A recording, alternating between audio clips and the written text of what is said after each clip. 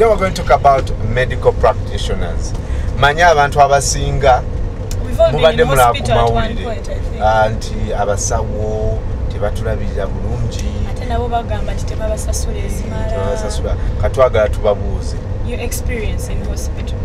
Ani yali of course fena twali tugenze ku fena tulwala bana tulwala. What is your experience in the hospital? Yeah, I was in Chile hospital. I was delivering. They treated me so well. Yeah, I liked the hospital. How old is your baby? My baby is 1 year and 7 months. Okay. But we also have a baby in the bus We have a baby today. in the car. She may be chili famous, you know. It's baby chafe. Mukwano. Experience yali etya mutwali ngozala baby.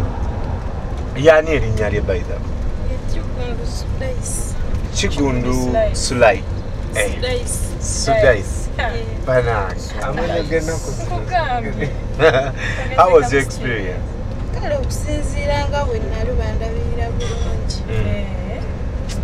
Yes, sir. Kakati nze experience yenyina ko ekyo nti abasawo balina gundi gye basuddemu kugamba bw'obanga oli mutendeke ngabatendekebwa mu kintu olina obukugu bwateekebwamu n'ogenda n'osomerera ekyo n'ofuuka omusawo ndowooza kituufu balina obutali bumativu n'ensasula yaabwe gye babasasulamu n'ebirala byonna naye obandooza nayo kyali bali kyabuvunaanyizibwa naawe okutuukiriza omulimu ogwo gwe okukola omulimu ogwo kikuteekeddwa okukola kubanga otuuka kati ng'emulago nalimbeddeyo kusimu mulundi gumu seebiri naye kugamba ng'osanga abakyala nga balaajana mu ngeri mu b'endala butuufu ng'olabira ddala talimu mutima oba yalateekeddwa okuba mujaasi oba yalateekeddwa kuba kintu kirala neyesanga nga maliriza nga ekyaliwo kyakusoma buki kya busawo kugamba nga omukisa gwafunye gwagenda mu busawo naye nga si yali yateekeddwa okukola ki takyagala so nagendako mu ddwaliro ne mukyala wange nagenda kuzaala yazaala ka bebi kange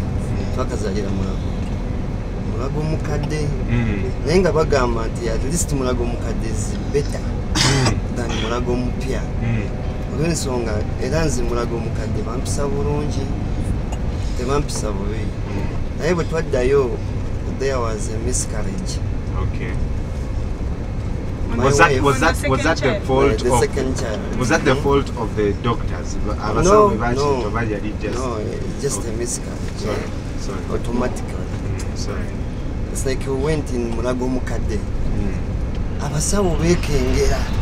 Bagamba njate mugamba muno simanya kugamba batya amawulira kuva mu balwadde. Ate kino kireetawo okubeera nga babeera bakambwe eri abalwadde nga bekengera mu mbeera eyo. Experience eri ya kudwali. Actually, the experience here is the same. Okay. Hajat.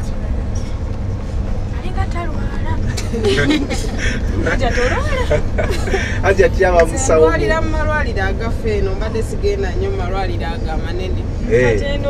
Eno bakuyisa batya. Mbadde tebatuyisa bubi naye ndowooza lwakuba ekintu kyabwe. Muli aba akola kiki.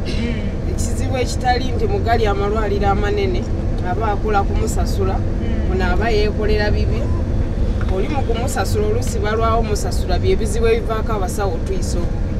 Kale naliko emabega emulago mamange nga mulwadde naye omukyala w'olubuto yazaalira mu kolido ng'ate obwedda yagambye dda omusawo akkirire wansi mu wadi gye bazaaliramu n'amugaana titonnaba kati agenda omulaba ng'atuusizza okuzaala omusa kagaali omukyala yazaalira kagaali mu lukuubo nga ffenna tulaba ate nga yali azaala twins kati yazaala omwana asooka ate n'amusa kagaali bamuvuge bamutwale era owokubiri yafa kubanga bamutuuza kati byebizibu ebiri malwaliro amanene naye nga gano agafa ageno gabadde simabi. We are going to watch something from Dr. Fred Mutyaba, who is the president of the Uganda Association for Surgeons of East Africa, and he's going to tell us more about what we should expect from medical practitioners in Uganda. Tutunulia TV.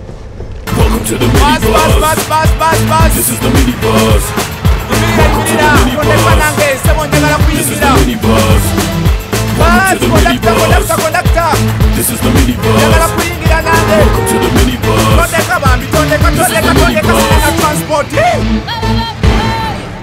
To become a doctor or a nurse, it should be a calling for the care of the suffering and to save lives. But I'm not saying that the doctors or nurses or medical professionals should not have money. They're also entitled to have money. Uganda is so understaffed, very understaffed. I think the doctor to patient to population ratio is now about 1 to about 20,000, when in other countries it is 1 to 500. When there is a death, it's easy for everybody to put the blame on the health personnel, because the doctor and the nurse is at the forefront. If there are deaths in hospitals or in any health unit, we need to consider the system. If there is proved professional negligence, then the professional is penalized. I need to say the doctors here are quite skilled, but sometimes it is difficult. Even in the Bible it is there. It is difficult to understand that the persons you are with are skilled when you stay with them, but I assure you they are.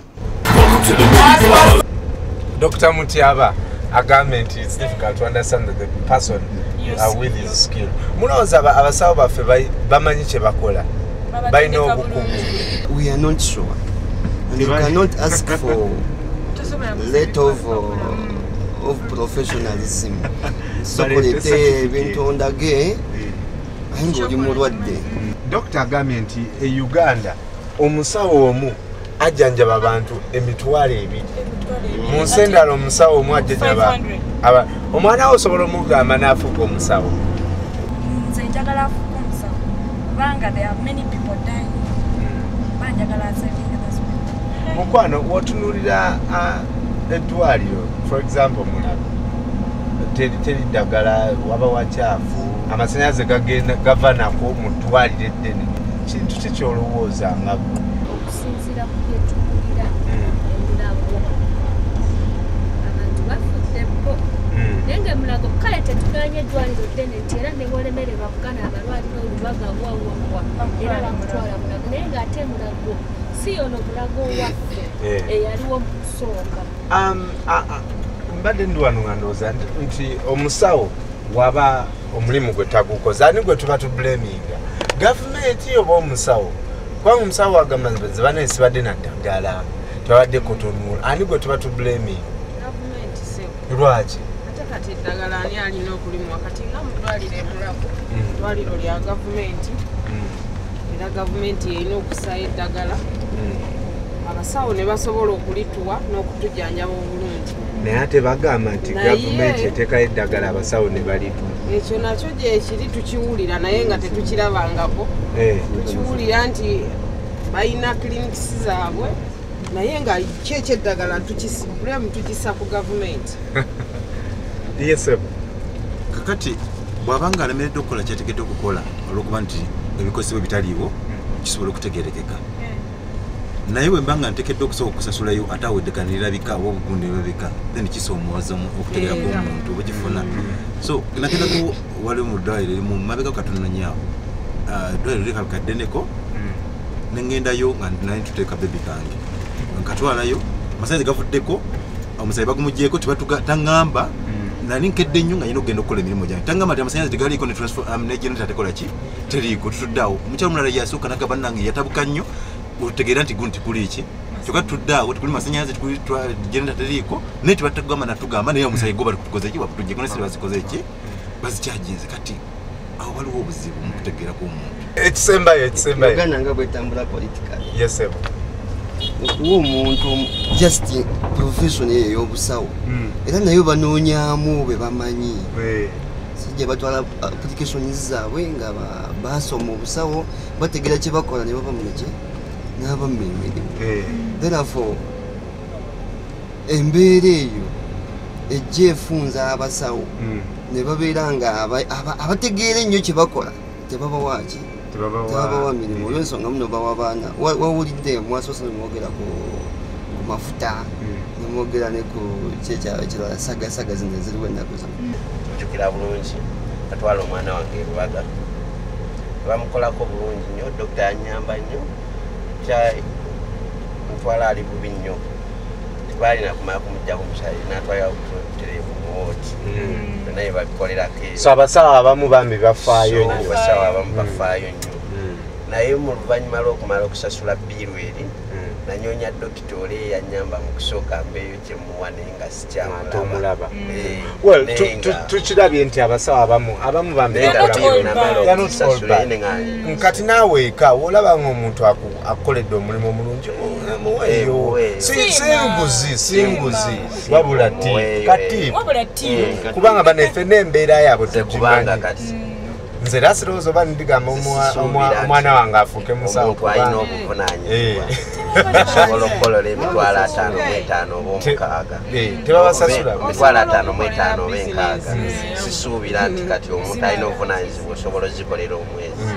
Well, if you want to comment or suggest anything on the show, please write to us, minibuzzuganda@gmail.com. And if you post your comments on Facebook, Minibuzz Uganda, we can read them during the show. Yes, but also tweet us, Minibuzz Uganda, and let us know about the conditions of medical professionals in this country. We'll read them out on your favorite show, Minibuzz Chogereko. When we come back, we're going to talk about kakali kolotya ng'osanze kagali mpita wa mu nsawo ya mukwano gwo.